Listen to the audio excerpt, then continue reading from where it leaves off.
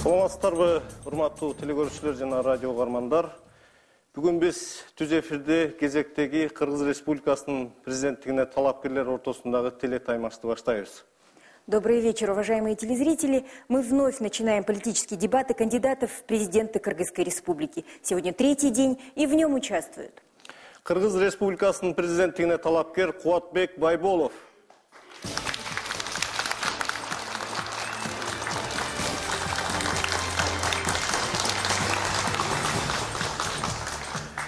Саламатсыздарбы, урматтуу телекөрүүчүлөр. Здравствуйте, уважаемые телезрители.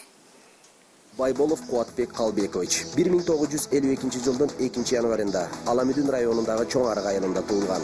Билими жогорку Кыргыз мамлекеттик университетинин тарых жана юридикалык факультетин бүтүргөн. Убактылуу иштебейт. Ата Мекен партиясынын мүчөсү. Экинчи талапкерибиз Кыргыз Республикасынын президенттигине талапкер Кубанычбек Исабеков.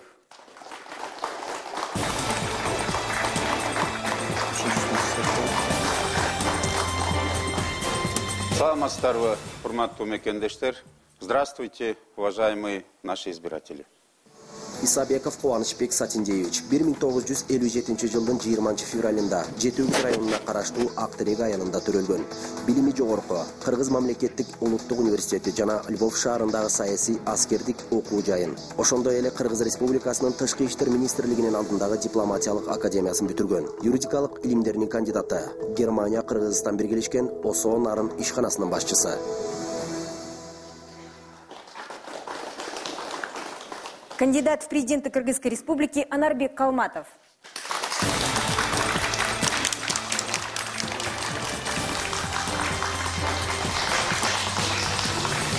Саламатсыздарбы, урматтуу телевизор көрүүчүлөр, урматтуу студияда отурган биздин шайлоочулар.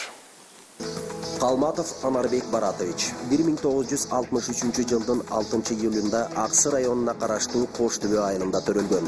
Билими жогорку Кыргыз мамлекеттик университетин бүтүргөн. Юридикалык илимдеринин кандидаты, Кыргыз Республикасынын жогорку кеңешинин депутаты, Ар Намыс партиясынын мүчөсү. Урматтуу талапкерлер, урматтуу телекөрүүчүлөр, азыр биз алдыдагы көрсөтүүнүн эрежелерин сиздерге эсиңиздерге бир сыйра салып коелу. Ар бир талапкерге шайлоо кодексине ылайык 20 минуттан убакыт бөлүнгөн. Мындан тышкары сиздерге видео суроолор, интернеттеги суроолор болот. Анан эң негизгиси, урматтуу талапкерлер, сиздер бири-бириңиздер менен мүмкүн болушунча ушу курс суроолорду, ачык суроолорду берсеңиздер жакшы болот эле.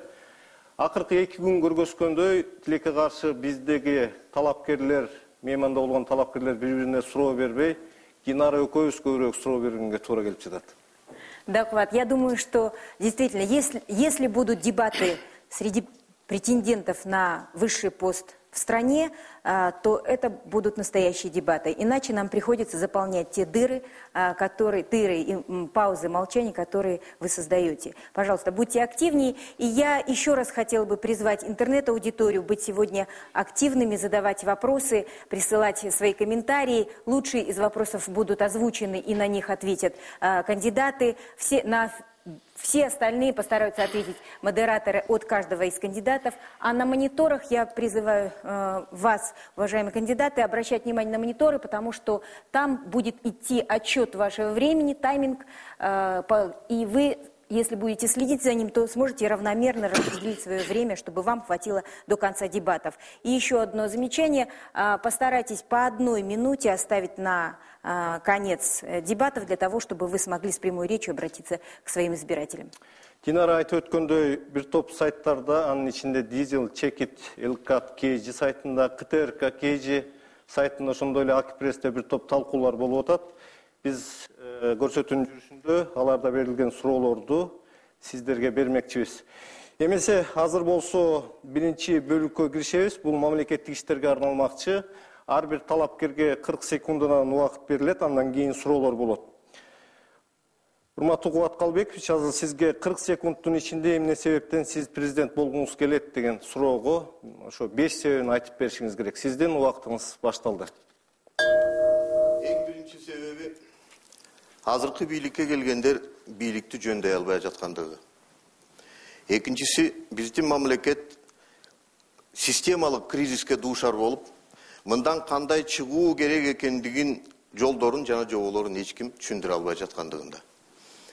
Үчүнчү себеп, менин билимим жана тажрыйбам жеткилең болгондуктан, мына ушул проблемаларды кандайча чечүүнүн жолун билгендиктен, ушул президенттик таймашка чыгып жаткан кезегим.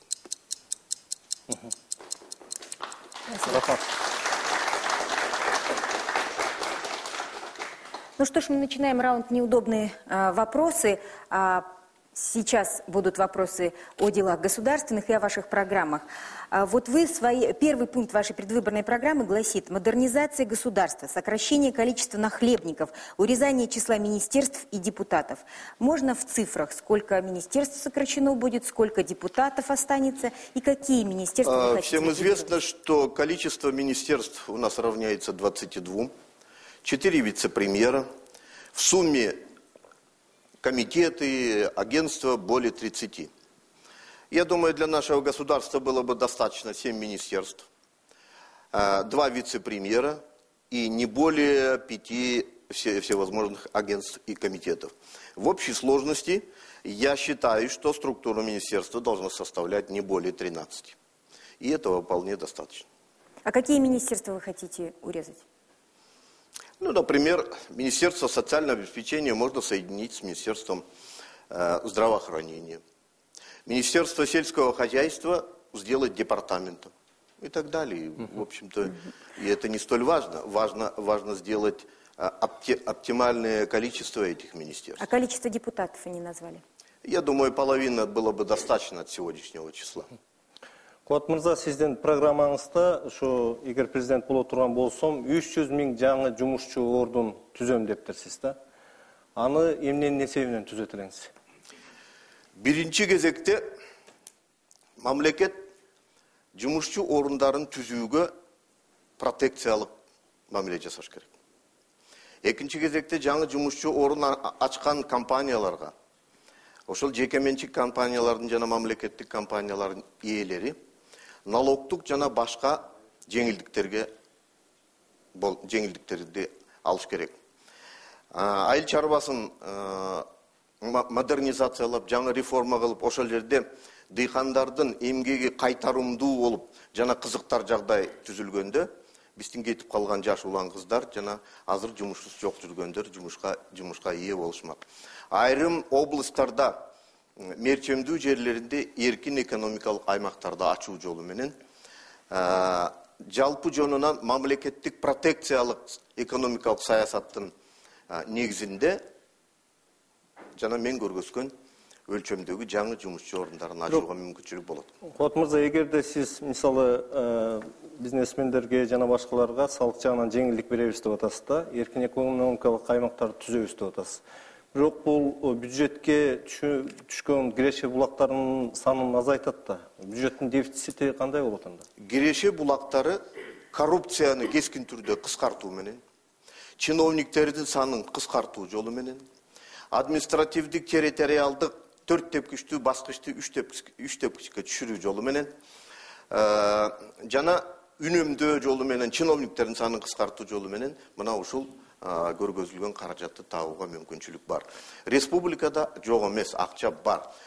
Жон гана бир чарбакечтик менен мамиле жасаш керек. Район менен областтардын саны кандай болот? Калтырыш керекпи, жокпу ушуларды? Райондор ирилештириш керек. Областтар жоюлуш керек. Мына ошондо 3 тепкичтүү башкаруу системасын өтөбүз. Күнү бүгүнкү көрүүчүлөргө маалым, биз 4 тепкичтүү бийлик системасында келе жатабыз. Бул өтө жанагы ишкер адамдарга, эмгек кылган адамдардын мойнуна өтө оор жүк болуп келе жатат. Вот вы сейчас говорили о тех предложениях в сельском хозяйстве и так далее, да, которые вы предлагаете. Вот снижение, кроме этого, вы предлагаете снижение цены на электричество на 20%, жилье каждой семье, выдача ипотеки под 9% годовых. Но вот, Кубат Калбекович, кому как не вам знать, что сфера экономики больше не относится к компетенции президента, и обещать сегодня вам это, вы не сможете просто это реализовать? Я вам скажу, как это сделать. Я знаю, что в соответствии с новой Конституцией компетенция президента относится к силовые органы. Я это прекрасно знаю. Но дальше управление государства таким путем продолжаться не может. Государство так управляться дальше не может. Я обращусь с посланием к народу и объясню о необходимости модернизации системы управления государством.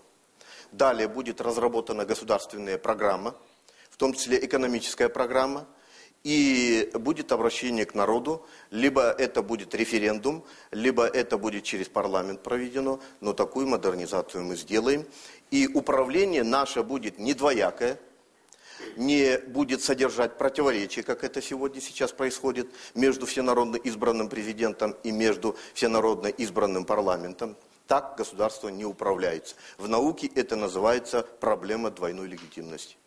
Ну, я просто хотела бы уточнить. Вы говорите через референдум. Референдум тоже проводится через парламент. Вам все равно придется проходить через парламент, а никто от своих полномочий добровольно не отказывается. Это я тоже прекрасно знаю.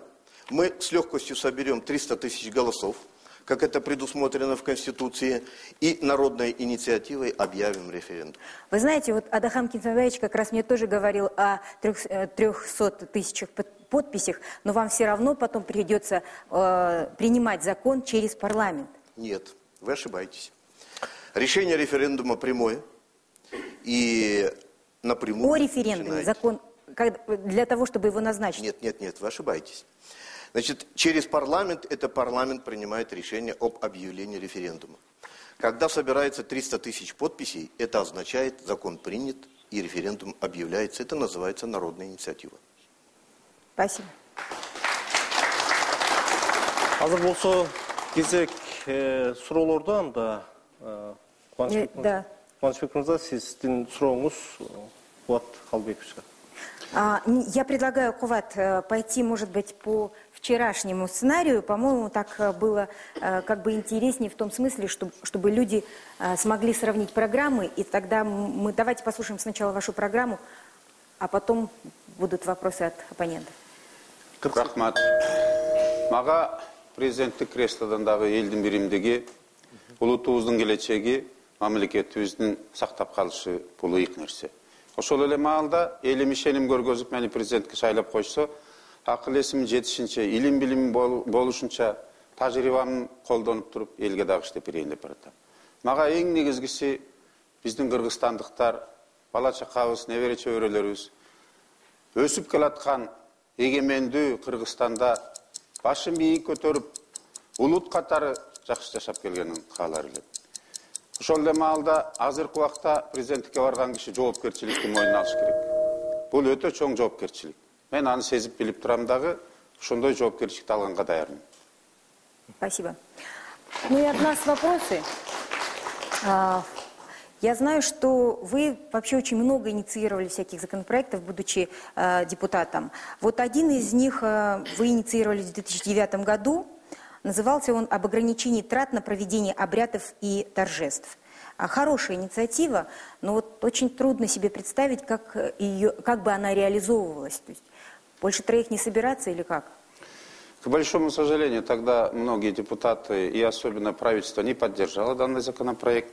Хотя это очень нужно было. Для поднятия экономики, например, нужно все-таки по возможностям проводить различного рода мероприятий. К большому сожалению, даже в нынешнее правительство очень часто проводит, например, 145-летие Хуйручука, таком помпезном, знаете, 1000 юрт поставили. Сколько миллионов ушло?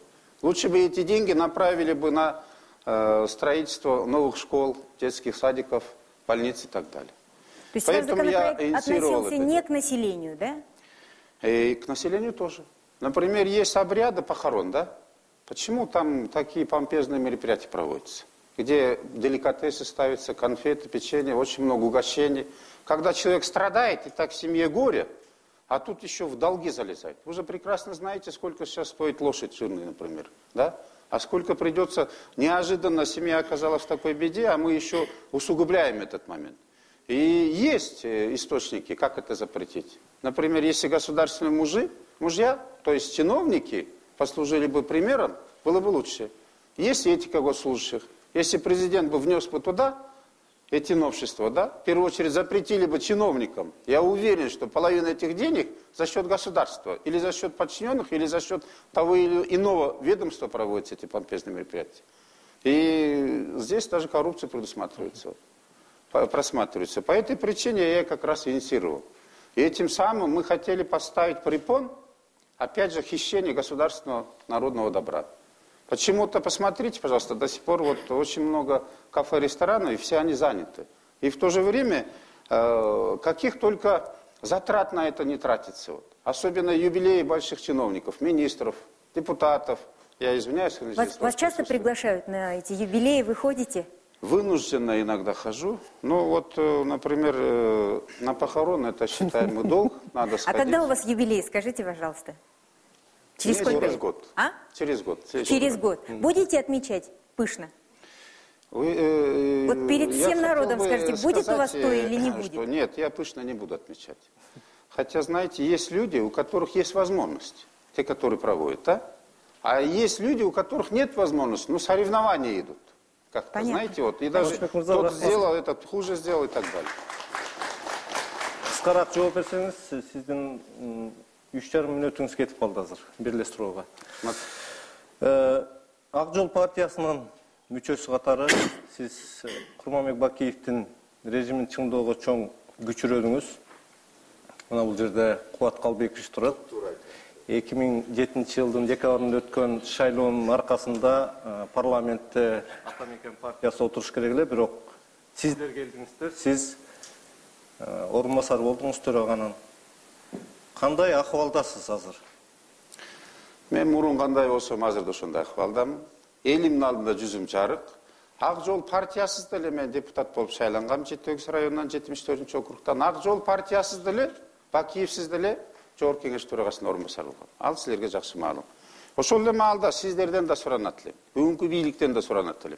Мисалы ак жолдон азыр СДПКнын же башка партиянын эмнеси жакшы? Ак жолдун баары күнөөлүүбү? 118 000 калкы бар эле. Сиздер режимди чыңдоого эбегейсиз чоң салым коштуңуздар да. Эмне үчүн ошондо мындай маселе көтөргөн эмессиздер? Ошондо эбегейсиз мисалы менин кандай күнөөм бар экен? Эми азыр көтөрүлгөн. элди акка карага бөлбөй, наоборот бириктирчү маал Мен жеке өзүм жакшы билем, парламентте мисалы сиз төрага катары ошол учурда СДПК партиясынын мүчөлөрүнө сөз бербей, далай жолу сыздатканыңыз эсибизде. Бир да жолу андай болгон эмес. Бир да жолу андай болгон. Карамушкина менен кармашыңыз айтылуу ал элдин баардын эсинде. Агамда мен жооп берип коеюн. Бул депутат Карамушкина, Ибрагим Жунусов экөө бардыгынан көп сүйлөгөн депутаттар болчу. Качан суранса дайыма убактысы бар болчу. Бирок ал Карамушкина менен деле мамилем жакшы бүгүнкү күндө делечи. Ошол эле маалда бул парламент деген бул жогорку кеңеш, жогорку бийлик. Ал жерге мыйзам чыгарууга келдик. Биз ал жерде циркке келген жокпуз да. Мен айтканым просто ал убакта мен төрөгө эмесмин, орун басар. Мен негизги маселени сурап атам да, мындай майдаланбайлы Кубанычбек мырза. Жеке алганда ошол режим кетирдиби кемчилик же такыр эле сиздер ушул баары ушундай эле болуш керек болчу, ушундай эле чечилиш керек болчу маселе деген ойдосуз? Кемчилик кетти, аны моюнга алыш керек. Мен да моралдык жактан күнөөм бар деп эсептейм. Ошол эле маалда ал кемчиликтерди азыркы оңдой турган деле бийликти көргөн жерим жок. Ошол эле маалда, ошол убакта дагы илмичалык көтөрүлгөн эмес. Ал кемчилик кетирип, күнөөлүү кишилерди да кармап алып туруп, саап алып туруп кое берип койгон кишилерди да жоопко тартса жакшы эле болор деп. Рахмат. Бардыгы ошол күнөөлүү эмес бул жерде. Очень хочется продолжить эту тему, но я ее оставлю на вторую часть дебатов и хотела бы все-таки вернуться к вашим делам законотворческим. В 2006 году вы подняли вопрос в парламенте о пенсионном обеспечении мигрантов.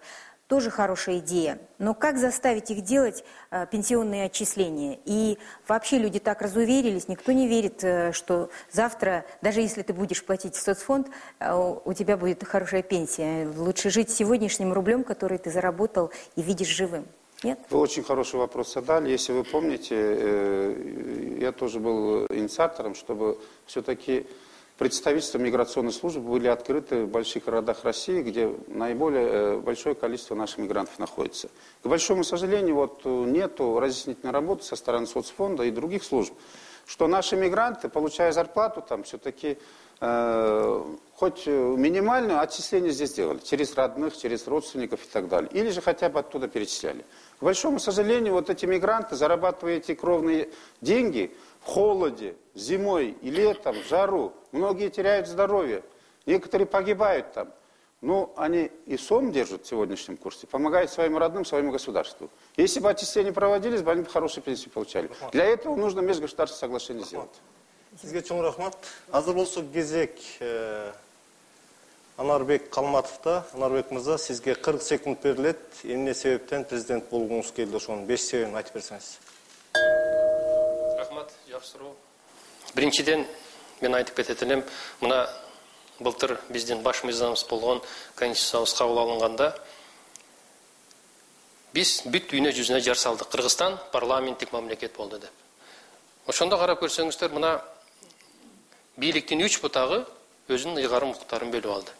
Президенттин ыйгарым укуктарын карап көрсөңүз, мына Кубатбек Калбеков айтып кетти. Биринчиден укук коргоо органдарынын коопсуздук жана коргонуу маселелери. Экинчиден сотторду дайындайт, соттук корпусту түзөт. Ошондуктан мен ойлодум, баягы Ар намыс партиясы мага мандат берип атканда да баарын плюс минус жактарын, жакшы жаман жактарын ойлонуп, Кыргызстанга бүгүн эгер юрист президент келе турган болсо, ушул туңгуюктан чыкканга жакшы өбөлгө түзүлөт деп ойлоп, мен макулдугумду бердим. Рахмат. Спасибо. Скажите, вы собираетесь менять Конституцию? Если придете. Что касается Конституции, давайте. Каждый пришедший к власти, всегда, каждый президент начинал с Конституции. Поэтому я... Вы не будете исключением? Или будете? Нет, я когда встречался с своими избирателями, я всем говорю, давайте, год-два мы должны поработать на народ, на простой народ. Прежде всего мы должны навести порядок в стране, элементарный порядок и дисциплину в стране, поднять экономику, а потом через года-два, если народ посоветуемся, через референдум или 300 тысяч голосов соберем, если народ скажет «да», поменяем, «нет», значит, то, что заложено в Конституции, полномочия президента сегодня позволяет, чтобы навести порядок и поднять экономику в стране. То есть нынешний формат Конституции в принципе вас удовлетворяет? Как? Нынешний формат Конституции в принципе вас удовлетворяет? Сейчас рано сказать. Рановато сегодня говорить. Спасибо. Анарбек мырза, Ар намыс партиясынын мүчөлүгүнө качан өттүңүз эле? Апрель Кайсы апрель? 2010. 2010 бери.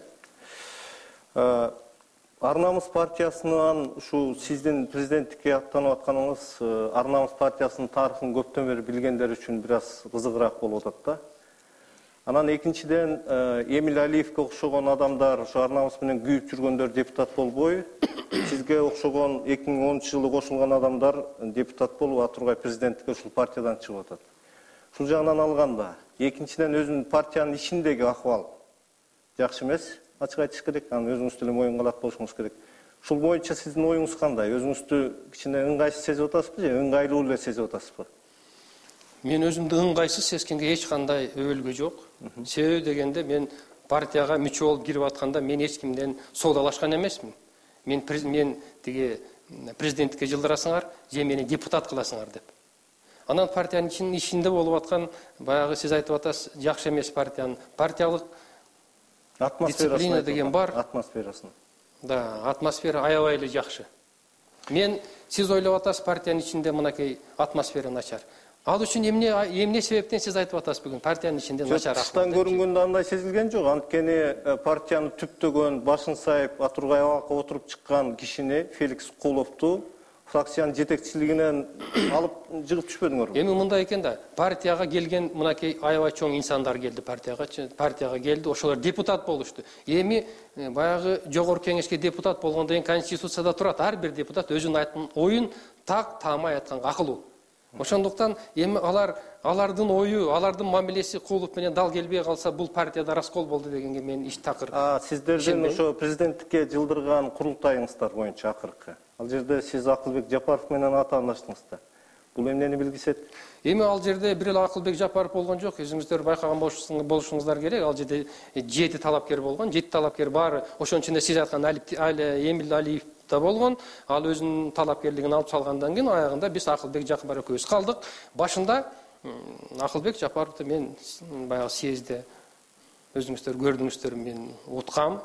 Рахмат Ар намус партиясынын мүчөлөрүнө, алар бир добуштан колдогон.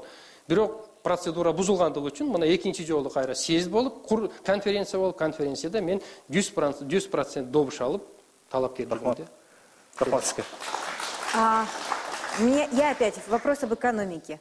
На встрече с избирателями на Рязанской области вы говорили, что сейчас ведете переговоры о строительстве ГЭС на реке Кукумрин. Насколько реален вообще этот проект и кто инвестор? Что касается инвестора и банка, я всем говорю, пока не буду говорить, по объективным, субъективным причинам, а строительство Камбарат 1-2 мы вели переговоры, да, деньги выделены, 2,5 миллиарда, я не буду скрывать, но они говорят, если ты получишь мандат, мы выделим эти деньги и начнем строительство. Мы посчитали со специалистами, если будет построен этот ГЭС, дополнительно будет выработан 1 миллиард 900 миллионов мегаватт электроэнергии. Тогда у нас появится возможность снизить тарифы на электроэнергию и продавать нашим соседям. И я всем говорю, в обозримом будущем мы должны прийти к этому. В Кыргызстане самая дешевая электроэнергия. В обозримом будущем мы должны сделать так, чтобы кыргызстанцы получали электроэнергию бесплатно. Скажите, вот этот инвестор иностранный?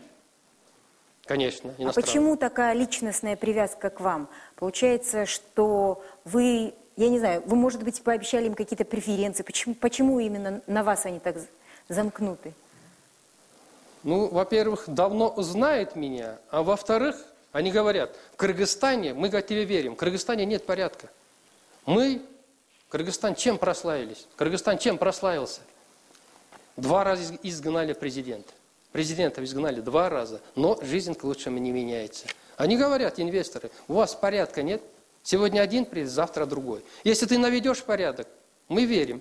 Если получишь мандат, наведешь порядок, мы будем вкладывать экономику Кыргызстана. Об этом мы не говорили. Верят, не верят. Спасибо. Рахмат. Ну что ж, и теперь вопросы оппонентов друг к другу. Пожалуйста, вопросы Кувату Байболову. И первый вопрос задает Куанычбек Исабеков. Куатбек Албекович, вот вы были в последнее время, в прошлом году, генеральным прокурором. Скажите, пожалуйста, вот когда вас освободили от этой должности, вы в парламенте выступили очень многими фактами коррупционного характера, в том числе вот этой банковской системе, там в ячейках много долларов и золотых слитков исчезли. Почему вы не поднимали этот вопрос, будучи, когда вы были генеральным прокурором? Или же не возбуждали уголовные дела на тех или иных должностных лиц? Уголовные дела были возбуждены, но это же не объявляется громогласно. Работал я в этой должности около 5 месяцев, чуть более 5 месяцев. Вот. Никогда я раньше генеральным прокурором не был. И для того, чтобы узнать любое новое дело, требуется время. Вот. И предоставлено мне было в парламенте всего 20 минут.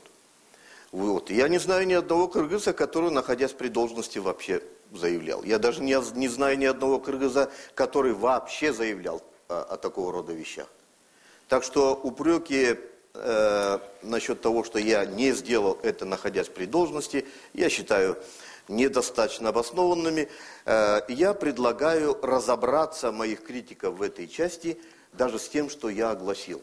В любом другом государстве это произвело бы эффект разорвавшейся бомбы. Однако у нас население и чиновники настолько свыклись с этим делом, что никакой реакции. Даже более того, ведь сказали, что это неправда. Но сегодня стало очевидно, что все, что я сказал, это правда, и эти вещи находят подтверждение.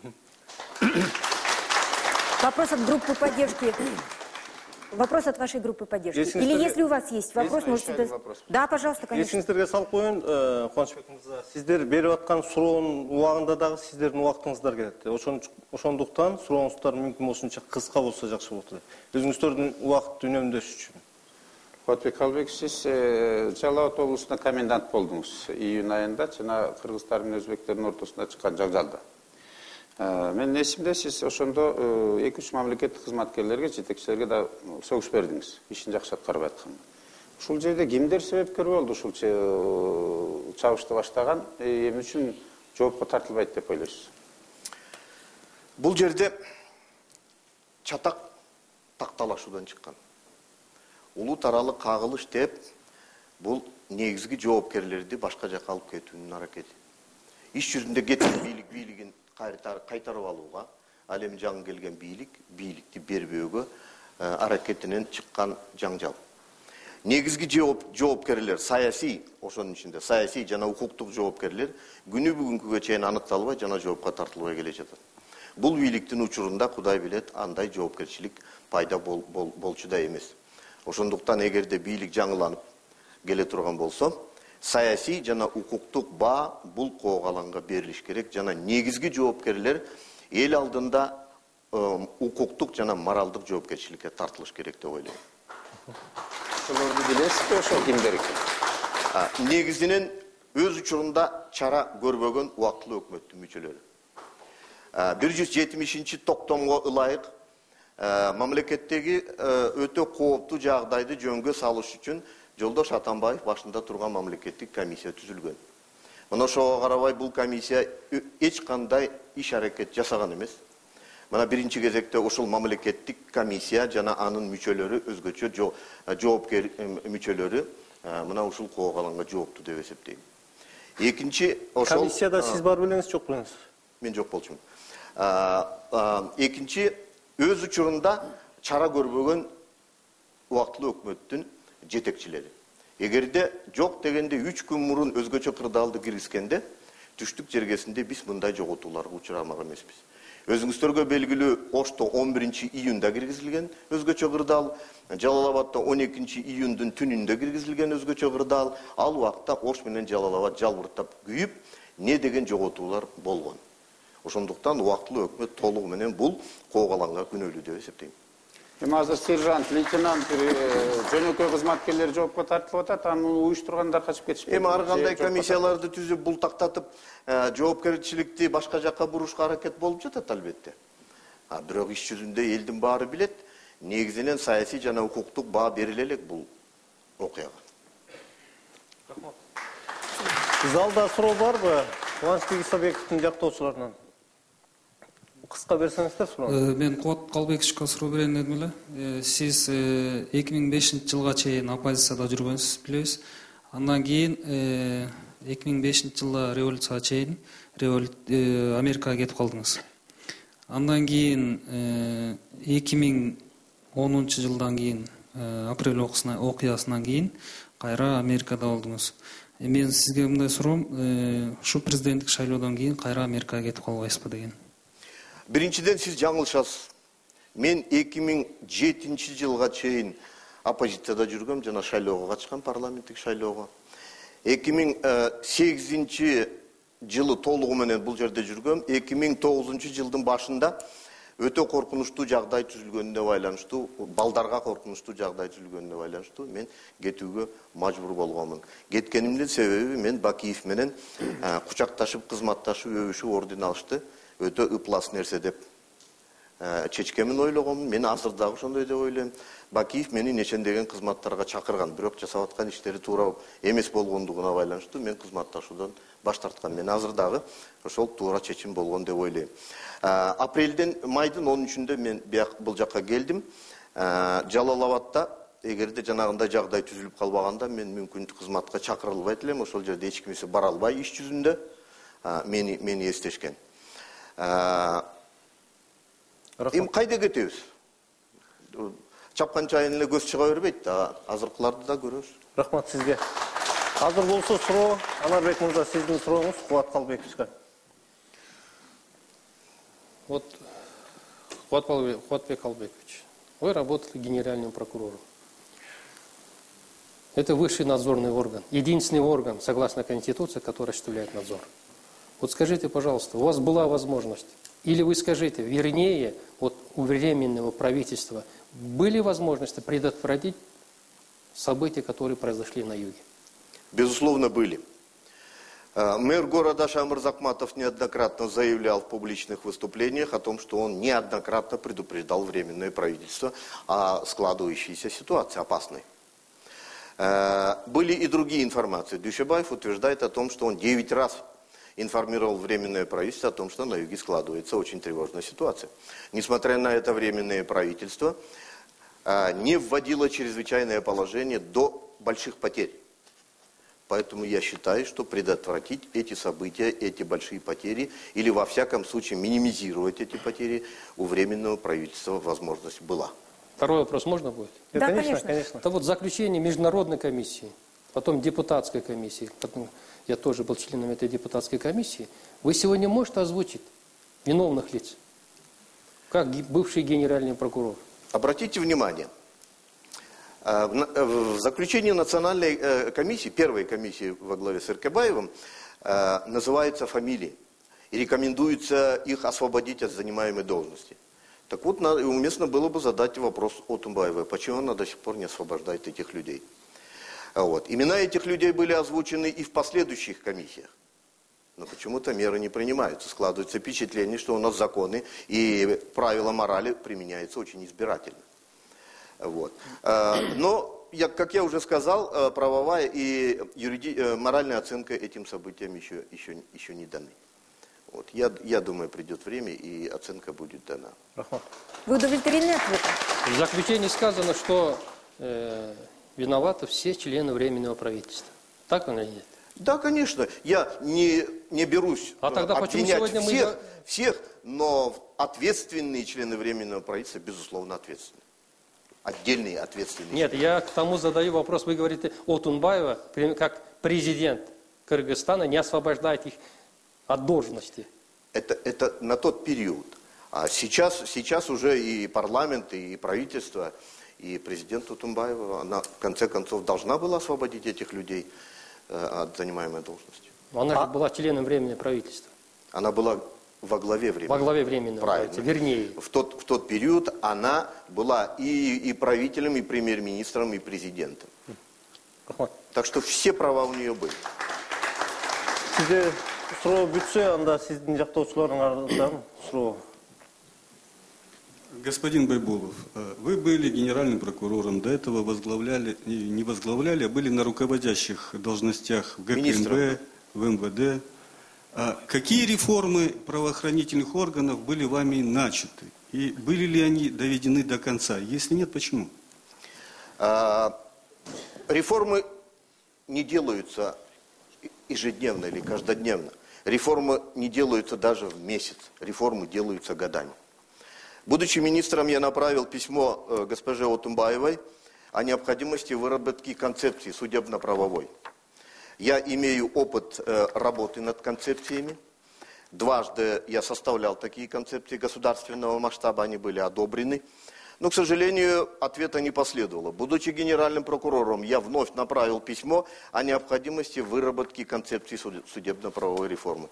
Для этого деньги ПРООН был согласен выделить. Однако ответа не последовало. Без указа ПРООН деньги выделять на эту работу отказывался. Для оплаты профессоров и специалистов нужны были деньги. К сожалению, без концепции делать реформу невозможно. Иллюзия о том, что можно реформировать МВД или отдельно взятый орган, это наивность. Кубат Калбекович, мы хотим призвать вас экономнее расходовать свое время, иначе вам придется потом пол эфира молчать. Да, я очень много теряю. Мы начинаем Следующий раунд. Уақытша. Вот 7 27 гана секундуңуз калды. Минуту көп жогот. Кубанычбек Исабековдики 13 минут 27 секунд, Калматов Анарбек Мырзаныкы 14 минут 18 секунд. Мы сейчас покажем вам видео-вопрос из Таласа. Он общего порядка ко всем 3 кандидатам. Пожалуйста.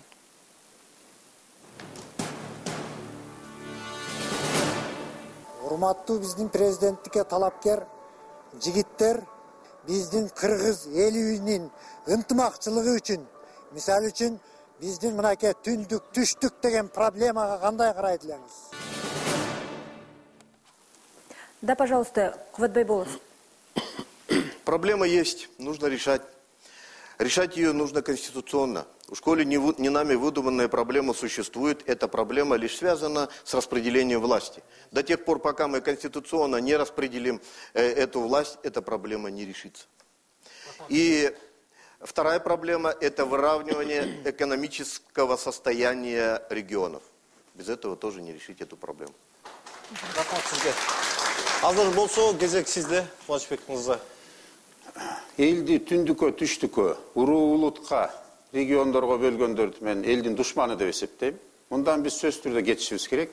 Жөнөкөй эл антип бөлгөн жери жок. Тилекке каршы саясатчылар менен жетекчилик. Ынтымакка же тескерисинче күчөтүп атабы? Шайлоодо кээ бир кандидаттар бул маселени күчөтүп атат. Айрыкча өзүңүздөр билесиздер, алдыга бараткандар жактан көп сөздөр айтылып атат бул маселе боюнча. Я хотел бы сказать, тот враг народа, который делит кыргызстанцев на юг, на север, на нации, на регионы, на своих и чужих. Тот враг. Нарбек мырза, сиздики. Биринчиден айтат элем да, мен ушул түштүк түндүк маселесин ким көтөрүп атат? Мен ушул маселеге ушундай аябай окуп чыгып ушундай ынандым, муну бийлик өкүлдөрү көп көтөрөт экен да. Мынакей өзүңүздөр карап көрүңүздөр. Мен Аксы районунан, түштүктөн. Арнамыз партиясынын лидери түндүктөн. Мына мени ушул партиядан талапкер болуп жылдырып атканда, мен эч ким айткан жок, сен түштүктүн баласысың деп.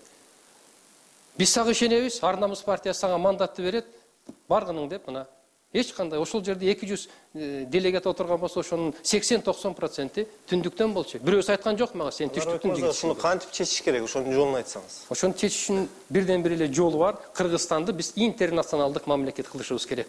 Бөлбөшүбүз керек. Мына Американы караңыздар, Америкада эмне болуп атат? Американын гражданин деген гана билебиз. Ошондуктан Америкада бүгүн мынакей негр, кечирип коюңуздар, президент болуп отурбайбы?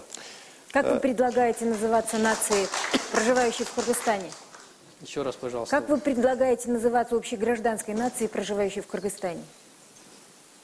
Как Если называть? вы говорите по примеру Америки, Графада да? кандай болуш керек? Ну, просто гражданин Кыргызской республики. Этого достаточно, мне кажется. Все. Кыргызстандык деп. Да, Кыргызстанды жараны, бүттү. Режиссер подсказывает, что есть еще персональные вопросы для кандидатов. Давайте посмотрим.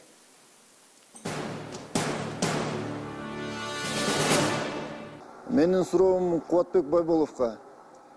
Мегаком компаниясынын чыр-чатагына сиздин үй бүлөңүздүн кандай катыштыгы бар? Эч кандай катыштыгы жок.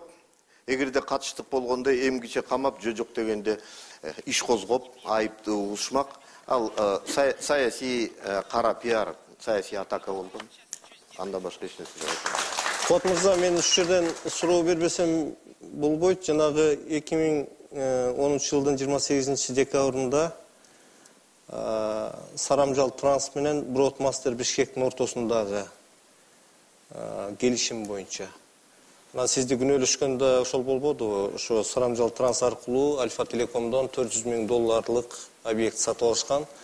Ал объект болсо ошо сиздин жубайыңыз Нуржамал Байболова тийишелүү болчу деп. Туура, эгерде мына Кубат сиз үйүңүздү сатам дей турган болсоңуз, бир аларман келсе, анын ата жотосунан бери текшербейсиз да, туура? Алам дегенине кубанып сатып ийесиз да. Биз жоңгона граждандык мамиле болгон. Биз мүлкүбүздү сатканбыз, акчаны алганбыз. Болду, анын кимге кандай тиешеси бар экени, аны саясатташтырып, эптеп мени генералдык прокурордон алып, жаманатты кылып алып, мына бул шайлоого чыга калып башка жүк болбосун деген сасык саясат болгон да. Рахмат. Сизге азыр болсо Кубанычбек Исабеков мырзага суроолор берилмекчи. Кубат мырза, сиздин сурооңуз болсо Кубанычбек Исабековго. Кубанычбек, жанагы бир сотко берилип атыптыр. Ошону бир айтып берсеңиз, эмне болгон? соттошул? Мени бул көчөдөгү шиттерди орусча жазып коюптур дейт. Комсомольский правда гезитине интервью бериптир дейт. Ошондой эле биз бул башка улуттардагы өкүлдөрдүн орус тилинде сүйлөгөндөрдү дагы ушул колдоо боюнча конференция өткөрдүк элек. Мен кыргызмын, негизи жүрөгүм кыргыз деп согот. Кыргыз элинин патриотумун деп эсептейм. Ошол үчүн азыр да чыгып атканым ушул. Ошол эле маалда бизде 80ден ашык улут жашайт. Анан мени эмнегедир сотко берип, азыр улам бир сотко чакыртып таскать этип атышат. Я хотел бы на русском языке сказать. Да, я патриот своей родины. Я кыргызстанец по национальности кыргыз. Я всегда был и сторонником буду за светлое будущее нашего Кыргызстана. Я защищал как кыргызстанцев за пределами нашего государства. Я считаю, что это мой долг, а также мой долг защищать и русскоязычной части населения кыргызстанцев. Поэтому я иду на двойное гражданство с Россией, хотел бы, потому что у нас проживает более 80 национальностей и народностей в Кыргызстане. Я этим горжусь, что живу в Кыргызстане и говорю тоже на русском языке. Иначе бы как я на Украине учился бы, иначе как бы наши миллион человек кыргызстанцев трудились бы сейчас в Российской Федерации, если не знали. Я считаю, этот судебный процесс, заказ специальный чей-то. Рахмат. Азыр болсо суроону Анарбек мырза сиз берсеңиз болот, Кубанычбек Исабековго. Биринчи суроом, Кубанычбек Сатиндевич, мынакей сиздин бир китебиңиз чыккан, эсиңизде бар болуш керек. Комтордогу мафия деген. Ушул китебиңизди мен окуп чыктым да, ошондо жакшы фактылар бар экен. Ушул кумтор маселесин өзүңүз көп көтөрдүңүз эле. Ушунун эмне үчүн аягына чыккан жок? Эмне себептен?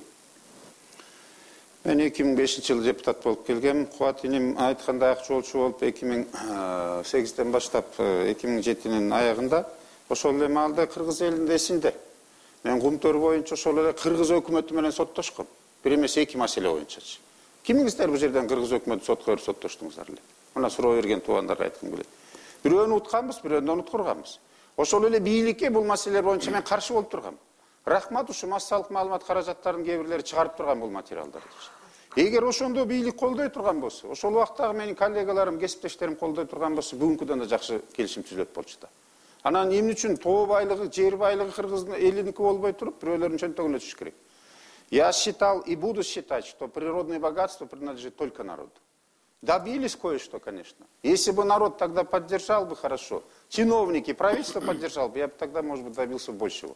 К сожалению, я судился с правительством, вся правительство стояло против меня. Мы в этот кыргызский суд вызвали аж с Центерии Камек из Канады сюда. Когда такое было-то? Добились? Да, 11,5 миллиардов сомов поступило в республиканский бюджет сейчас. За 2 года 3 раза больше, чем за 17 лет вместе взятые прежние. И Сыкульская область почти миллиард сом получил. Высокогорный коэффициент добились. Сколько платежей происходит? Сколько сейчас подняли экономику? Фактически 3/4 часть бюджета январского составила именно Кумтор. Поэтому можно было еще больше сделать, я считаю, если бы тогда поддержка была бы со стороны России. Скажите, пожалуйста, вот Кумтор у нас сегодня самый больной вопрос. Никому не секрет. Без Кумтора могли бы обойтись? Для нас дороже здоровья людей. Почему я говорю? Потому что в Кыргызстане есть все подспудные для того, чтобы поднять экономику, благосостояние народа. Кроме золота. Однозначно. Но у нас 2226 золотых месторождений. Конечно, самый крупный это Кумтор. Раз это начали в акаевские времена, то надо в первую очередь за соблюдением экологических норм надо следить.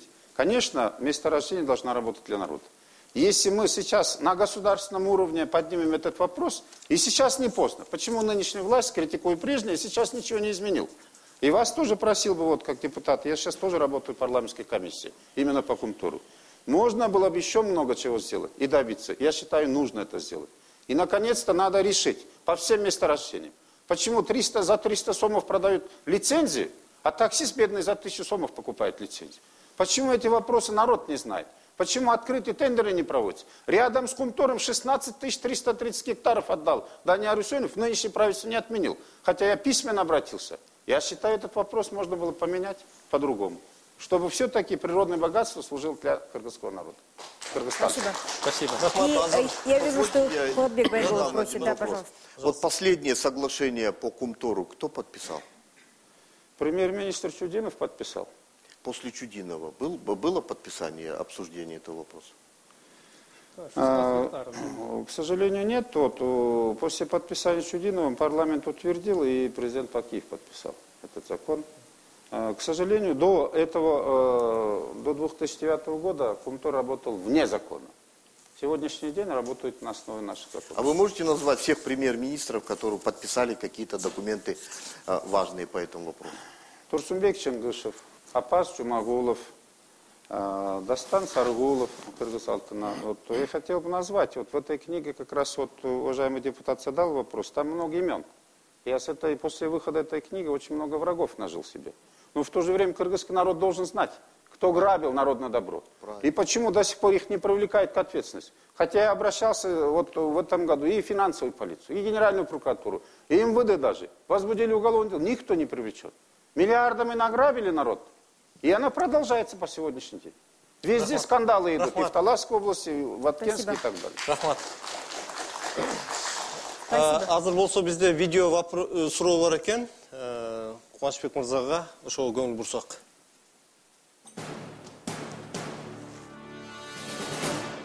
Кубанычбек Исабековго суроом бар эле. Сиз депутат болоордун алдынан Жети Өгүз районунан чипчи заводун ачкан элес, ал азыр эмне үчүн иштебей турат? Элдин өндүргөн картошкасы арзан болуп атат, ошондуктан эл кыйналып атат. Рахмат, завод ачыш коюш ар кимдин иши. Мен чындыгында Жети Өгүз районуна 13 автобус белек кылгам, 7 айдын таза суусун чечип бергем. 4 жылдын ичинде депутат болуп туруп 17 мектеп курдуруп бергенбиз. Мен ошол жерден шайлангандан шайланып элек деле бул иштерди жасагам. Анан ал жерден картошканы кайра иштете турган заводду кургам. Сок чыгара турган завод азыр дагы иштеп атат. Аны да Кумтордун эсебинен курдурганбыз. Ал мамлекеттик агротех сервис иштеп атат ошол районда азыр жалгыз мисалычы. Көп иштер жасалган. Ошол эле спорттук комплекс, ошол эле музыкалык школдор бүткөрүлдү, швейный фабрика дегенде. Картошка боюнча тилекке каршы арак менен вино чыгарган технологдор көп экен. Бир да специалист жок экен. Азыр да турат. Эгер жакшы специалист таап иштетип берем десе, мен ал мүмкүнчүлүктү берейин. Азыр вопросы от группы поддержки Кубатбека Байболова, пожалуйста. Кубанычбек Исабековго. Господин Исабеков, почему в Кыргызстане так часто проходят митинги и пикеты? Наверное, сильно развита у нас демократия, так называемая. Рахмат. Дагы барбы суроо? Сиз бул ушу каркыра маселеси боюнча депутат болуп турганда мындай эмне үчүн каршы ой билдире алган жоксуз? Мадумаров менен кошулуп ошо мындай сат ийгенге макул болдуңуз да? Биринчиде мен Мадумаров менен кошулган эмесмин. Каркыра маселеси эмес, бүт Кыргызстан чек аралары боюнча 2003 жылы өкмөт кол коюптур. Мен 2005 жылы депутат болуп келгем. Бул бирдеңиси. Экинчиден, Жогорку кеңештен ушу чек ара маселелери Казакстан менен түзүлгөн проблема болуп атканда мени комиссиянын төрагасы кылып шайлашкан. Ошондо мен группа депутаттарды алып, ошол эле госрегистр, архитектура, жол, байланыш тармагын баарын алып туруп Токмокко барганбыз. Ошол жерден биринчи баш болуп мен бир топ маселелерине каршы болгом.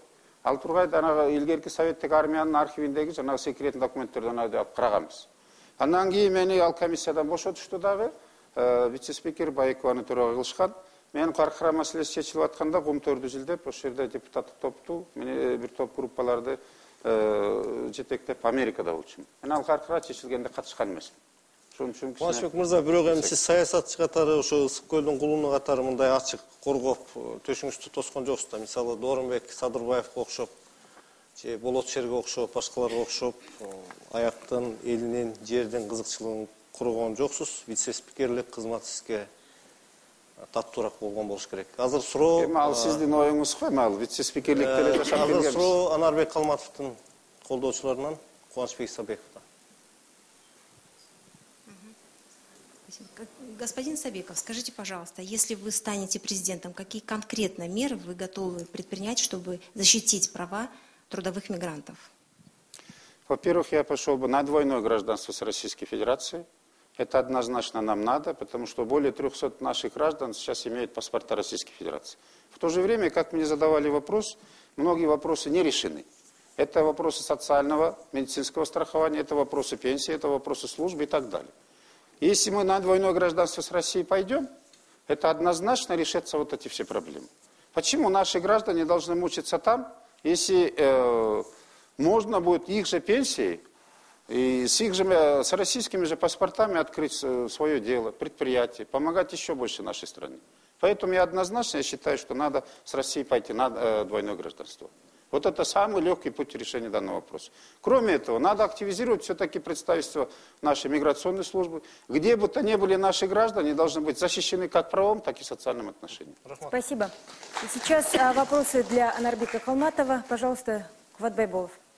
А вот Россия согласна на двойное гражданство? Нет. Российская конституция не запрещает. Но с Российской Федерацией, к сожалению, ни одно правительство в последнее время не поднимал данный вопрос.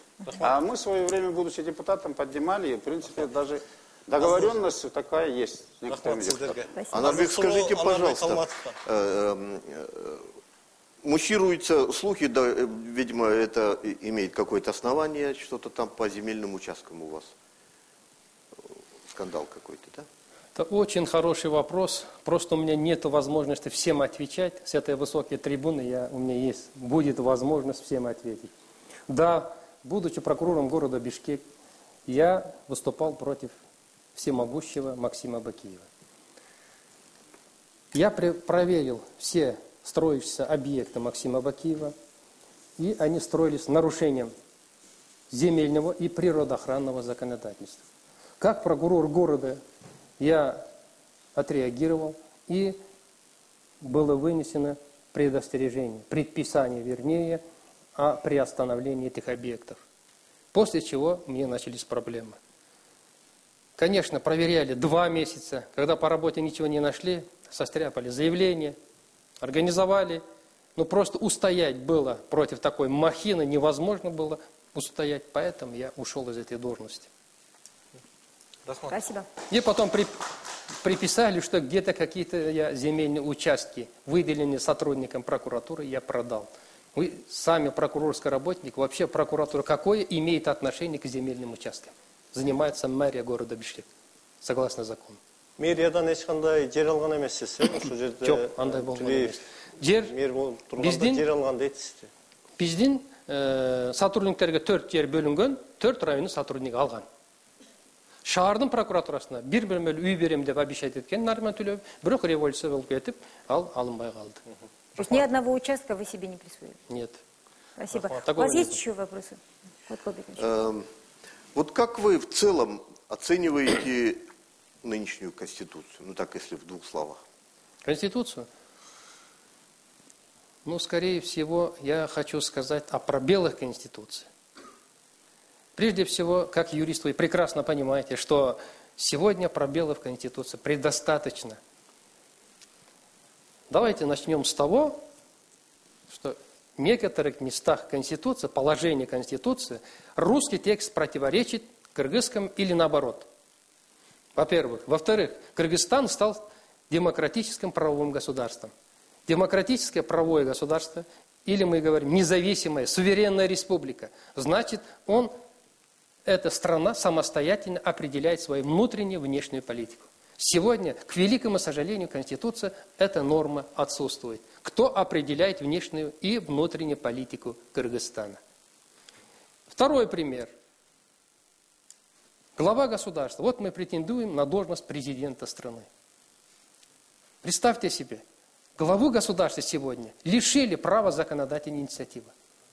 Это нонсенс. Ни в одном государстве такого нету. Президент, глава государства, значит, не имеет права вносить законопроекты для рассмотрения в Жогорку Кеңеш.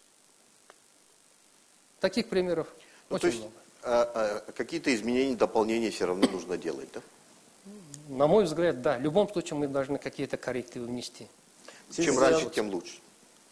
Чем раньше, тем лучше. Сиз азыр мыйзам чыгаруу жыйынында отурбайсызбы? Ошонун кандай жолдорун көрүп атасыз? Азыркы бизде иштеп аткан конституциянын нормаларын эске алып туруп, кандай бир жолдору бар деп ойлойсуз? Аны мынакей конституцияга биз жазып коюпбуз, 2020 жылга чейин өзгөртүүгө болбойт депчи. Мына Кубатбек Калбаевич айтып кеткендей, биз деген референдум жолу менен өзгөртүшүбүз керек аны. Бир эле жолу бар.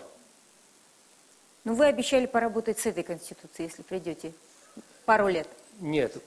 Не полностью поменять Конституцию. Некоторые, например, без внутренней и внешней политики разве можно жить? Государство, на мой взгляд, не будет существовать. Аргумент факты газетасындағы сізден рекламалық материалыңыз жүреді. Мен осы үшін толық оқып шықтым. Осы жерде сіз айтып тұрсыз, Конституцияны өзгерткенге болбойды азыр деп.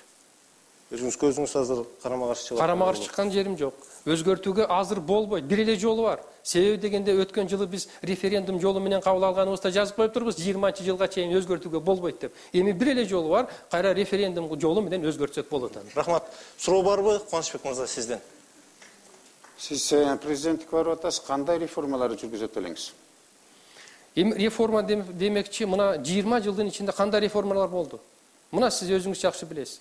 Менден баяғы тәжірибаңызда чоң көп қызматтарды іштедіңіз. 20 жылдың içinde біз жүрдік реформа. Мынакей конституционный реформа дедік, экономикалық реформа, соттордың реформасы, құқық қорғау органдарының реформасы, айыл чарбаның реформасы. Ошол реформадан немнен алдық біз бүгін? Қырғызстан немнен алды? Біздің аталарыбыз, апаларыбыз, чоң-чоңлерimiz бізге чоң-чоң заводторды, фабрикаларды, колхоз, совхоздарды құрып берділер. Не қылдық біз? Реформада ошоның барын жоғалтпадық. Бүгін ошоның барын қайра қалуына келтіріш керек. Рахмат. Тағы бір сұрау бар. Айтыңыз. Мына бүгін 120 депутатты жогорку кеңеште оташтар. Шу жогорку кеңештин ишине сиздин купулуңуз толобу азыр бүгүнкү күндө? Окугун. Купулуңуз толобу дейт. Жогорку кеңешке? Ишине ыраазысызбы?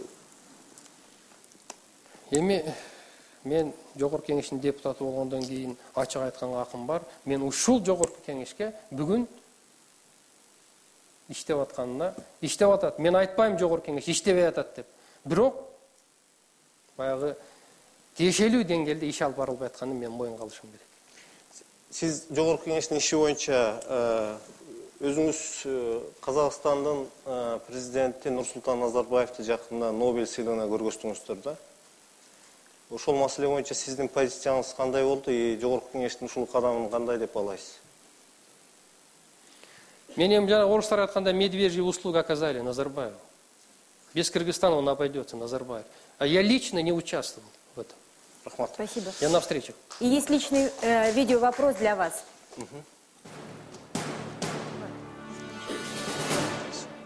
Менин суроом Анарбек Алматовго. Сиз айтсаңыз, мен сизди көрүнөк жарнактардан, рекламалардан гана өзүңүздү президенттикке талапкерликке койгонуңузду билдим. Бирок сиз айтсаңыз, ушуга чейин кыргыз эли үчүн кандай жакшы иштерди, пайдалуу өзүңүздүн салымын коштуңуз? Жакшы суроо экен. Эми мен айтып кетишим керек, мынакей Кыргызстанда мамлекеттик кызмат деген бар. Мен мамлекеттик кызмат иштедим. Мен прокуратура органдарында иштеп келдим. Мына барган жеримде эл үчүн ак ниет мамиле кылып, ушул Кыргызстанды экономикасын көтөрүш үчүн, адамдардын укуктарын сакташ үчүн өзүмдүн болгон тажрыйбамды жумшап келдим. Мынакей мен мактанбайын, ушул Ош областында прокурор болуп иштедим, Бишкек шаарынын прокурору болуп иштедим. Ушул коррупция менен күрөшүү боюнча бир аябай чоң маселелерди биз көтөрүп, ошолордун аягына чыгарганбыз. Эгер мен калпычы болбойн эми ошону, эгер статистика бар, башкы прокуратурада ошону алып карасак, мен иштеген жылдарда алып караса болот, ошол жерде көрүнүп турат мен кандай иштегеним. Мындай чоң иштерден айта аласызбы? Боул нерселерди прокурор катары бүтүрүп, ушул мынакей акыркы Бишкек айта алам, мынакей акыркы Бишкек шаарынын прокуратура болуп турганда, ушул жолдорду мына куруп атпайбы? Ушул жолдор боюнча эле биз 7 миллион мамлекетке кайра алып келдик. Ушул жолдорду куруп атканда кетирилген кемчиликтерди. Нариман Түлеевдин учурунда. Нариман Түлеевдин учуру беле ошол? Жок, анда мурункулардын. Рахмат. Азыр Кубатбек Байболовдун жактоочуларынан суроо. Сизге суроо. Бишкек шаарынын прокурор болуп турганда, Өмүрбек Текебаевге сиз президент Бакиевдин авторитетине доо кетирди деп эскертме бергенсиз да, ушул туура деп эсептейсизби? Мен аны Бакиевдин беделине доо кетирди деп берген эмесмин, информацияңыз туура эмес экен. Ал киши туура эмес митингге чыккан үчүн биз бергенбиз. Туура эмес митинг деп эмнени түшүнсө болот? Закондо жазылып турат. Жергиликтүү бийликке 3 күн мурун кайрылыш керек. Уруксат берсе анан чыгыш керек. Ошо адамдардын укугу аябай чектелип, эл ачкадан, электр энергиясынын кымбаттыгынан акыбалы оорлоп турганда, көчөгө чыгып ошону айта албай, же телевизорго чыгып айта албай атканда колун толгогондордун бири сиз турбайсызбы? Мен андайды ойлобойм. Мен мыйзамдын адамы катары, мен мыйзам бузулбасын деп эле жасаган аракет ал. Мен лично өмүрбек Чекештеке байкап. Дагы эле туура кылгам деп ойлойсузбу же кандай деп ойлойсуз? Мен бүгүнкү чейин өзүмдүн эмне жашасам, прокурордук кызматта иштеп эмне жасасам, ошонун баарын туура деп жасагам. Менин ошол чыгарган чечимдеримди жогорку баягы башкы прокуратура жагынан эч качан мындай атмен болгон эмес. Скажите, как вы думаете, зачем был придуман этот закон о разрешении? Вот ваши ощущения. Понимаете, я как прокурорский работник могу сказать, закон не обсуждается и исполняется. Раз закон есть, мы должны соблюсти. Как гражданин можете сказать? И как член парламента? Как член парламента тоже могу сказать. Принят закон, будьте добры, исполняйте. Тогда как гражданин. Как гражданин тоже должен исполнять закон. Но вы, все наши проблемы. То есть вы как бы, вот, живя в Бишкеке, не понимали, что этот закон был принят в связи с тем, чтобы запретить действия оппозиции, прекратить инакомыслие. Процедура принятия закона не имеет никакого значения. Принят закон, все, будьте добры, исполняйте. Все наши проблемы из-за того, что законы не исполняются. На сегодняшний день я могу сказать, все наши проблемы в том, что законы не исполняются. Повсеместно нарушаются права наших граждан. Мыйзамдарды эле туура эмес жазылат турбайбы? Аны өзүңүз деле азыр айтып атпайсызбы? Парламенттин ишине анча деле ыраазы болгон жокмун деп. Туура, туп-туура. Кээ бирде ошондой болуп калат экен. А бирок алынгандан кийин биз аны аткарганга туурабы, туура эмеспи, биз аткарганга ага биз. Спасибо. Рахмат сизге. Спасибо. И от группы поддержки, наверное, уже второго депутата. Пожалуйста, Куанычбека Изабекова. Уважаемый господин Калматов, среди присутствующих кандидатов мы видим нашего кандидата. Это Исабеков Кубанычбек. Наш кандидат один, единственный, а может быть даже, на мой взгляд, один единственный человек, который на протяжении многих лет, можно сказать, что не жалея свое здоровье, отдавая все свое время, защищал. Вопрос, пожалуйста, вопрос. Защищал открыто, объективно интересы и права русскоязычного населения. Простите, пожалуйста, мы прекрасно знаем, вопрос. что в течение последнего времени подвергается наш кандидат гонению. Например, на сегодня написано исковое заявление. Я хочу сказать одно. И обращаюсь к вам, уважаемый кандидат Калматов. Скажите, как бывший юрист, как прокурор, что, по вашему мнению, по этому поводу вы можете сказать? Что вы думаете по этому поводу? Хорошо, хороший вопрос. Мои тоже могут сказать, единственный наш кандидат. Вы говорите, единственный Исабеков кандидат. Хорошо, как юрист, не бывший юрист. Юристом был и остаюсь. А что действующий юрист? Спасибо. Ответить могу? Да, пожалуйста. Так, что касается искового заявления, я ничего не могу сказать. Он сам юрист, определится. Пока я не прочту, что-либо сказать очень трудно. Ознакомлюсь, пожалуйста, отвечу. Но я могу сказать сегодня, действительно, административный ресурс работает. Меня отрицают.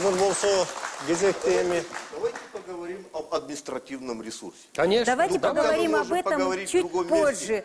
Вот. Я вам много интересного расскажу об этом административном ресурсе. Замечательно.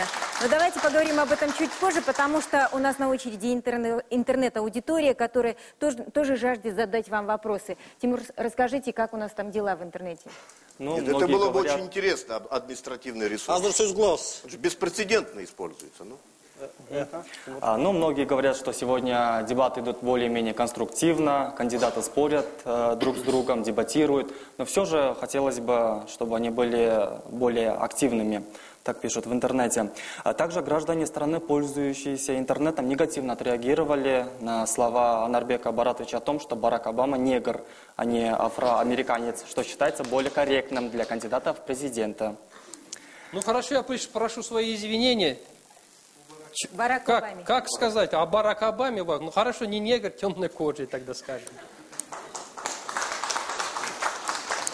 Куатбек Калбековичке мындай суроо келиптир. Эгер сиз президент болсоңуз, аялыңыз мамлекеттик кызматтарды ээлейби? Мурунку президенттердей окшоп, аялыңызга, балдарыңызга баш бересизби? Милиция менен сүйлөп чыгарышпады беле тиги Бишкек гор кеңешинен. Көңүл үч көчкөн журттай калыптыр, экинчи бияга басып келбейм деп атат. Ал эми балдарым болсо мектеп жашында кичинекей, мен президенттигим бүткөнчө көтөрө эле алышпайт. Кичинекей боюнча калышат. Рахмат.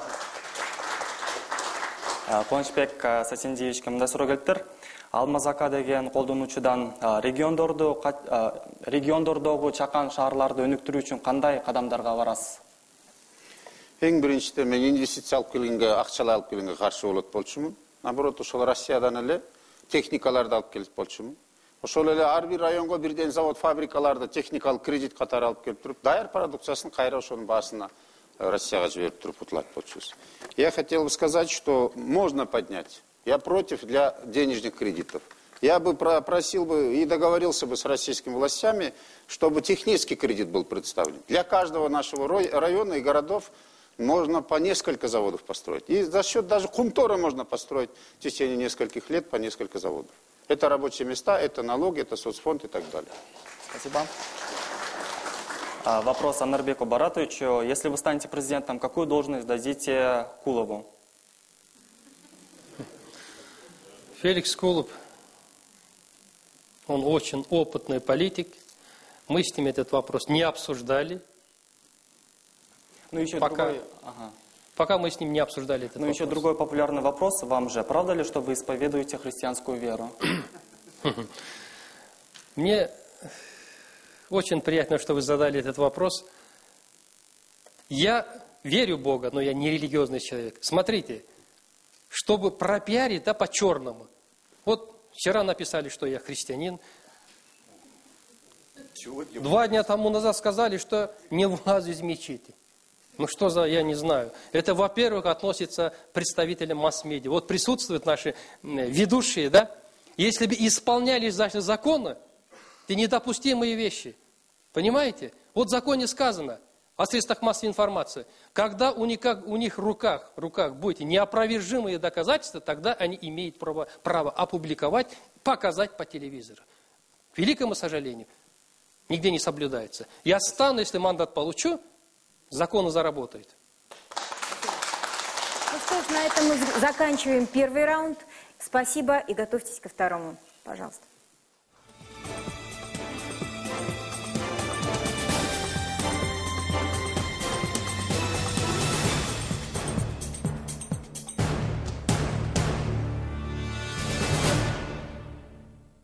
Итак, мы начинаем второй раунд, он называется «Персона кандидата».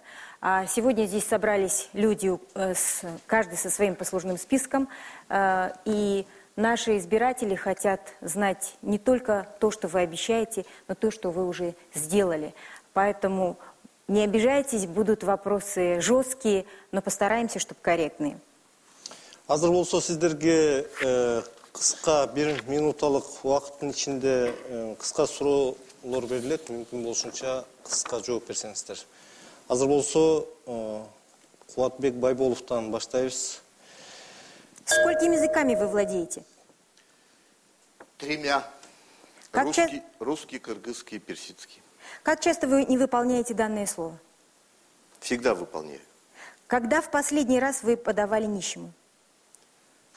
Позавчера. Когда-нибудь пробовали гашиш? Что сделать? Гашиш пробовали когда-нибудь? Нет, не пробовал. Когда-нибудь брали взятку? Нет.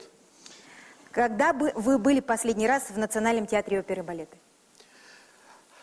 Несколько недель тому назад. Там не спектакль был, а какое-то политическое мероприятие.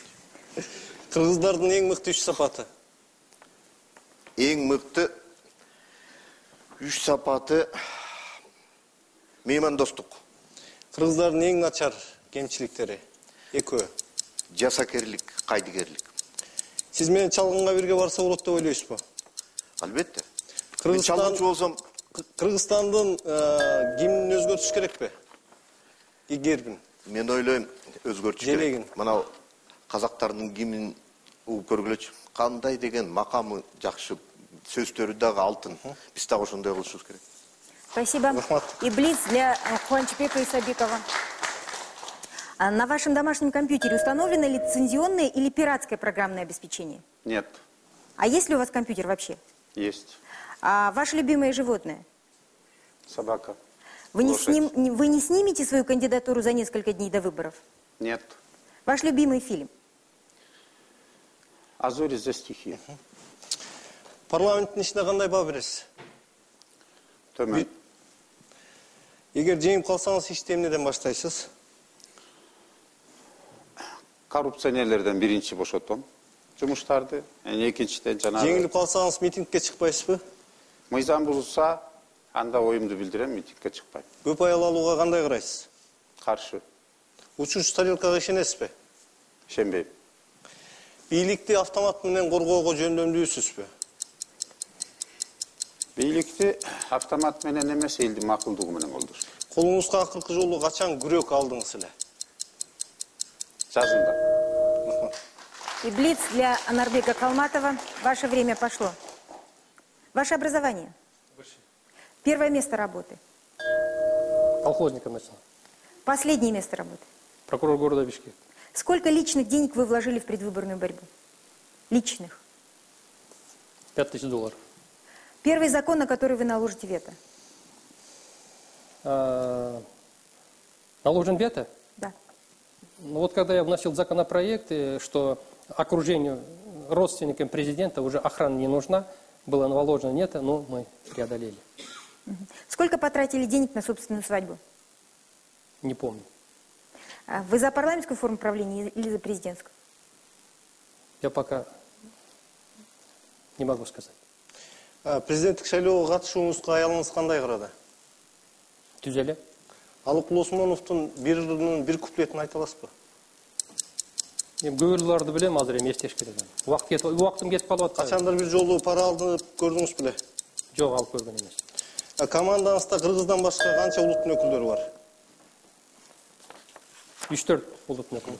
Рахмат. Спасибо. Ну что ж, мы начинаем раунд «Неудобные вопросы» от ведущих. Вы знаете, вот сейчас уже упоминали тему мегакома. Куват Калбекович, вот вы, в общем-то, и не отрицали факт торговой сделки с этим предприятием, да, так или иначе, который связывают с мегакомом. На Западе вы там жили? С мегакомом, вы не путайте. Это с некой компанией, которая якобы связана с мегакомом. Хорошо, якобы связанная. Вы жили год в Америке и знаете, что там высшие должностные лица, даже если падает хотя бы тень недоверия, сами подают в отставку хотя бы до окончания, до снятия всех подозрений. Вам не кажется, что если бы вы так сделали, у вас бы поклонников, почитателей, уважения со стороны людей было бы больше, может быть? Если бы только от тени освобождать от должностей, уверяю вас, вы бы тоже здесь не остались. Ни один чиновник в Кыргызстане не остался бы. Более того, 80% чиновников уже сидели бы в местах не столь отдаленных. Вот только от тени, даже в демократических странах в той же Америке, все-таки доказывают. Вот, доказательство вины – это мать, венец правосудия. Поэтому только от тени освобождать – это неверно. Хорошо. Но вот смотрите, со стороны это выглядело, вот это противостояние выглядело примерно так. Как противостояние генпрокурора с первым вице-премьер-министром. Я озвучу так, как люди воспринимают, за ресурс мегакома. И противостояние между силовыми ведомствами за политический вес и за доверие президента. Как вам кажется? Вот развитие... Это была политика. Кстати говоря, через 2 месяца работы министром внутренних дел почему передвинули? Да потому что нужен был административный ресурс накануне выборов. Почему освободили столь шумно от должности генерального прокурора? Да потому что, чтобы я не выдвинулся на этих выборах. Вот и вся политика. И вся, так сказать, история. Вот. Была команда меня посадить. Вот. Однако, видите, вот доказательств не нашлось. Вот вы знаете, в коридорах, даже среди ваших бывших коллег, там, соратников, политиков, ну, ходит такая шутка. Куват Калбекович, 3 папки, которые вы показывали на совещании? Кстати говоря, в любом другом государстве от тех папок, которые я выложил депутатской комиссии, страна бы взорвалась. И все политическое руководство ушло бы в отставку. Складывается впечатление, что у нас на это и вовсе перестали реагировать. Да? Вы сначала разберитесь с тем, что я уже дал. А я дал настолько много, что всех ныне здравствующих руководителей государства можно отправлять, по меньшей мере, в отставку. А в чем логика вот такого порционного выкладывания компроматов? Ну, я бы меньше всего хотел выглядеть человеком, собирающим и выкладывающим. Да? Ну, это не очень достойно. Вы разберитесь с тем, что я до этого сказал. Спасибо. Куат мырза, мына сиз июнь окуясы боюнча азыр пикириңизди айтып өттүңүз. Былтыр өтө оор учур болгон, сиз Жалал Абадта комендант болуп отурдуңуз. Мен да бир-эки жолу бардым эле, сиз менен кезиктим эле. Сиз ошол учурда айткансыз, бул сырткы күчтөрдүн дагы таасири бар, анын ичинде Бакиевтердин дагы таасири бар деп. Бүгүн ошолор жөнүндө такыр ооз ачпай жатасыз да ушул жерден. Эми ооз ачкан жагынан менден башка ооз ачкандар чанда эле болбосо какшап эле айтып келе атпаймынбы? Албетте бар. Мен жана дагы айтып өтпөдүмбү? Бул коогалаң кеткен бийлик менен азыркы бийликтин ортосундагы таймаштан чыккан коогалаң, жоготуулар. Андыктан бул жөнүндө элдин бардыгы билет. Алтыгүл Ислам Каримов да айтып өттү. Такталашуудан чыккан жаңжал бул. Рахмат, акырына дайыр суроо. Можно я только уточню? Вот все-таки были эти иностранные люди, которые с военной специальной подготовкой, то, о чем вы рассказывали? Были. Но мы, к сожалению, в силу своей слабости и неорганизованности, беспомощности их поймать не смогли. А вы говорили, что одного поймали в Джалалабаде? Нет, это было не так. Это некие журналисты выдали и пошла, так сказать. Но даже если участвовали, да, даже если я об этом заявил, ну и что? Что таджикское государство берется ответить за всех таджиков, которые по миру гуляют? Это же не так. Спасибо. Куат мырза, акыркы суроо, сиздин убактыңыз өтө аз калды. Медет Садыркулов боюнча, жана сиздин аны менен мамилеңиз, анын кайгылуу тагдыры боюнча. Сиз эмне айта алат элеңиз? Жанагы азыркы тергөөнүн версиясына сиз кошуласызбы? Ушу бул өтө чоң масштабтагы чоң кылмыш болгон деген. Кошулам, башынан эле ошондой элдин баарына белгилүү болчу. Бирок Садыркулов Бакиевдин бийлигин түптөгөн негизги идеологторунун оппозиция талканагандарынын бири болгон да, эң негизгиси болгон да. Албетте бул кылмыштын жүзү ачылыш керек, мына ачылып жатканы туура өтө. Рахмат сизге. Кубанычбек Исабеков, вопросы вам, пожалуйста, Кубат. Кубанычбек мырза, менин суроом кумтөргө байланыштуу да. Сиз жана айттыңыз, албетте сиздин эмгегиңиз өтө чоң. Биринчиден ошол убакта Курманбек Бакиев сиздин жазып аткан иштериңизди өзүн көрсөтүш үчүн ушул аракет кылып атат дегенде бир пикирин айтканда, экинчиден да бир пикир айтылган. Кумтөр менен жана ал жерде иштетип аткан канадалыктар менен Исабеков соодалашып, бирок соодалашуу соңунан чыкпай калгандан кийин ушул нерсеге барган деген. Эгер эркек киши ушул шакты таратса, жоолук салынып алсын, аял киши болсо аман болсун дерлим. Бирок ошо мына массалык маалымат каражаттардан деле текшербей туруп эме кылгандарды кичине алыстасак. Эгер мен күнөөлүү болсом, жоопко тартылганга азыр дагы бийликтин күчү бар эле. Эмне үчүн анда мени бирөө соттошпойт? Экинчиден, мына Бакиев ал кичинекей эле сөз айткан эмес, өкмөттүн чоң чогулушунда аябай мени каралаган. Ал себеби ошол эле Бакиевдин өкмөтүн сотко берип атсаңыз, сизди бетиңизден өбөт беле мисалычы.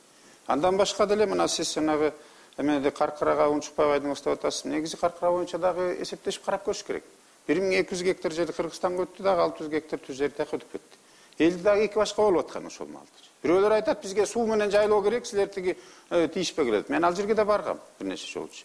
Анан баарыбыз деле мындай бир өңчөй күнөөлөй бериш туура эмес болуп эсептейт. Анан кумтөр боюнча сиз билсеңиз керек, мен Барсуконун жанындагы айылдан төрөлөшүп чоңойдум.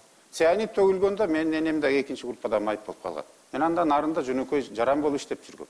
Көргөм мен канча балык өлгөнүн, канча киши келиндердин боюнан түшкөнүн, канча мал өлгөнүн. Бир да турист келбей калган. Эмне үчүн алды ошол берилген даже кичинекей компенсацияны бөлүп жеп кеткен. Ошон үчүн мен муну мурунтадан билгем дагы, азыр дагы мунун үстүнөн иштеп атам. Вакытыңыз аз калды, кыска жооп берсеңиз. Да, и я бы тоже хотела вернуться к теме Каркыры. 9 мая 2010 года на пресс-конференции жители Жетоугского района заявили, цитирую, экс-депутат от фракции Акжол Куанычбек Исабеков на выборах президента в июле 2009 года оказывал сильное давление на наблюдателей, осуществлял подброс бюллетеней, а также лоббировал вопрос о продаже урочища Каркыра и занимался подавлением митингов, которые проводили мы, жители Искульской области, против продажи земель. Прокомментируйте, пожалуйста. Это ложь. Как я мог влиять на избирательный процесс? И я не в Жетогзе находился, когда эти референдум проходился или выборы. Вы разгоняли митинг? Как я могу разгонять? В защиту Каркыры? Какой митинг? Нет, я не участвовал. Вообще отсутствовал. А вы реагировали на эту пресс-конференцию? Нет, не реагировал, потому что никакой пресс-конференции этого я не слышал, не видел. Пресс-конференция была в Бишкеке. Ну, в агентстве может быть, 24 кто-то организовал, но я не слышал такого. Спасибо. Что ж, и у нас вопросы для Анарбека Калматова. Скажите, пожалуйста, Эгерде сизде менде мындай суроо бар, сиз өзүңүздүн программаңызда айткан экенсиз, Анарбек мырза. Кыргызстандын тышкы карыздары боюнча деги эле карыз алуу саясатын кайра карап чыгыш керек деп. Сиз эмнени айтып атасыз? Кандай механизмдериңиз, кандай мындай рецепттериңиз бар? Кыргызстандын карызы бүгүн өзүңүздөр билгендей аябай көп, 2 миллиард 900 миллионго жакын Кыргызстан тышкы карызы бар. Ошону биз карыз алганды токтотушубуз керек. Анын үчүн биздин экономиканы көтөрүшүбүз керек. Экономикасы көтөрүлүп, өзүбүздүн улуттук өндүрүшүбүздү өстүрө албасак, анда биз карыз алганыбыз карыз алган. Ошентип колубузду сунуп тура беребиз. 20 жылдан бери сунуп келип атабыз, ошону токтотуш керек. Мен көп эле айтып берет элем, бир убактым кетип калып атат. Спасибо. Скажите, когда вы были следователем, а затем прокурором, вам задавали этот вопрос, но можно ли, сказать в количественном отношении, сколько коррупционных дел вы раскрыли? Очень много. Я сегодня действительно не помню, но очень много дел мы направили, связанных с экономическими должностными преступлениями. Они доведены до... Эти люди до сели? логического завершения, знаете, да. Я никогда не слышала, чтобы в нашей стране коррупционеры садились в тюрьму. Нет, смотрите, я работал в масштабе области, в областном уровне, да, мы привлекали к ответственности. Вот 2 хакимов привлекли, например. Спасибо. Эми көрсөтүүбүздүн аягында интернетке кайрылалы, Тимур Токтоналиев азыр интернетте эмне болуп аткандыгы жөнүндө айтып берет. Мен биринчиде кичинекей чакан суроолорду бере кетейин кандидаттарга. Убактыңыздар өтө аз, кечирип коңуздар, Тимур, убактыңыздар өтө аз, мүмкүн болушунча кыска жооп берсеңиздер. Односложный ответ, да? Кодбеку Калбекович, что вы будете делать, если не станете президентом? Жить буду.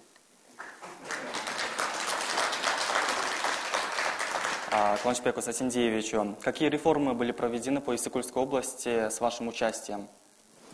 Их было очень много, я уже рассказал. Например, к 70-летию области 70 тракторов мы купили за счет Хумторов. 25 комбайнов купили. Вот, к сожалению, куда исчезли, не знаю. 30 миллионов долларов мы пробили для того, чтобы очистные сооружения были построены в Караколе, Чолпанате, Палахчах. И, кроме этого, я протаскивал закон, чтобы запрещающий рыбную ловлю на 5 лет. Кроме этого, что без очистных сооружений, чтобы здравницы не открывались. То есть много было проведено. И намерен еще дальше. Поберегите время. Спасибо. Анарбек Баратовичке, соцфондтун тагдыры кандай болот? Көптөр милдеттүү түрдө акча которот, а пенсия аз болуп атат. Натыйжада. Эми ал мамлекеттин экономикасынан зависит этти. Экономикасы начар болуп атат ошондуктан. В течение дебатов Кодбеку Байболу были адресованы 30 вопросов, Исабекову 14, Калматову 21 вопросов. Вот, их представители, в принципе, ответили на все вопросы. Вот такие итоги. Сиздерге. Ну что ж, наше время подошло к концу.